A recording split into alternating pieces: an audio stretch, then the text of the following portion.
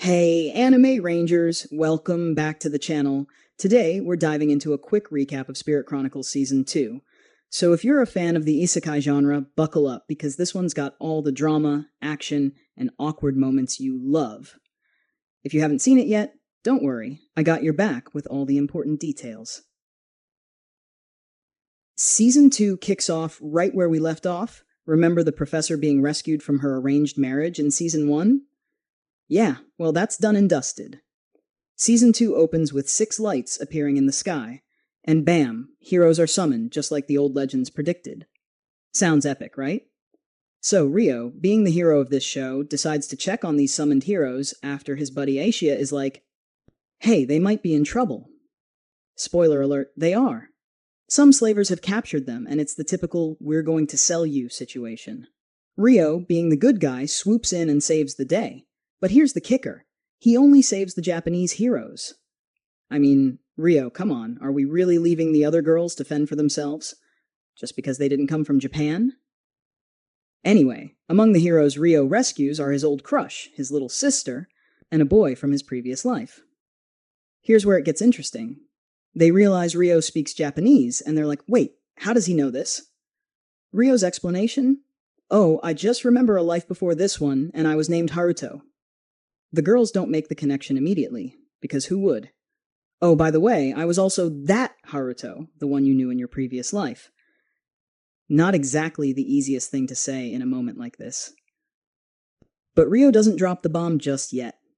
Because honestly, who's ready for that conversation after being freed from slavers? Instead, he takes them back to meet Celia and Aishia, where they all get some rest. Aishia uses her spirit magic to make a bond so they can understand each other. So far, so good. After a solid nap, Rio takes them shopping, because guess what? You can't wear school uniforms in a world full of magic and monsters. Then, he's back on his mission, finding the other summoned heroes. There were 6 lights, right? So where are the other 3? But surprise, surprise, Rio can't get much info, probably because he's too busy babysitting these newly summoned heroes instead of doing research. Priorities, right? Rio then comes up with this brilliant idea. Why not send them to the spirit realm with Latifa? But first, he needs the Elder's permission. He covers their shelter with a magic barrier and teleports to the spirit realm, where Latifa's waiting for him. No pleasantries here. Rio goes straight to the Elders to explain the situation. The Elders are like, yeah, sure, you can leave them here as long as the spirit realm's secret stays safe.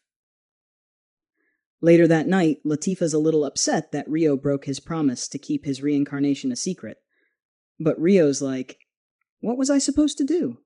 I had to explain why I speak Japanese, and these girls are like my family from my previous life. It's awkward, but hey, I get it. Sometimes you have to spill the beans when it's the only way to avoid confusion. Meanwhile, the other heroes are living their own version of a nightmare. One of them, a friend of the others, is acting all high and mighty, like he owns the place. Seriously, buddy. You were summoned to save the world, not to start your own I'm the main character arc. But hey, at least he's safe for now, though it's pretty clear he's not as strong as he thinks. As they travel, a black dragon suddenly appears, and they have to go on foot, where things get a lot worse. They get ambushed by goblins, monsters, and minotaurs. Talk about a bad day. And just when things seem impossible, who comes to the rescue? That's right, Rio. He shows up and takes down a giant minotaur with one blow. Cue epic music. Even the goblins start running when they see his power. Flora, one of the new heroes, suddenly remembers Rio from their past life and is like, oh, it's him! Rio to the rescue, just like before. The episode ends with Rio saving everyone again, proving that he's the real MVP. So, what do I think of Season 2 so far? I'm loving it. It's a bit slow on the action, sure, but the story's strong. The main character, Rio, is smart and capable, not the usual clueless isekai protagonist. And the romance and harem part? It's there. But it's not over the top, which is a breath of fresh air. But there's one thing that's bugging me. Why are there 6 heroes when Rio is clearly strong enough to be one of them? Is the reincarnation part not counted as summoning? I'm telling you, this world is getting confusing with 7 heroes now. There's definitely more to the story than meets the eye. I'm giving Season 2 an 8/10. Definitely worth checking out, especially if you want to see a guy kill a minotaur with one punch. Who wouldn't want to see that? That's it for today's quick recap, Anime Rangers. I hope you enjoyed it. Let me know in the comments if you're planning to watch Spirit Chronicles Season 2, or if you have any other anime recaps you want to see.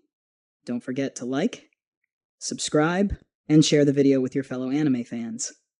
Stay healthy, stay epic, and as always, keep watching those great shows. See ya, Anime Rangers.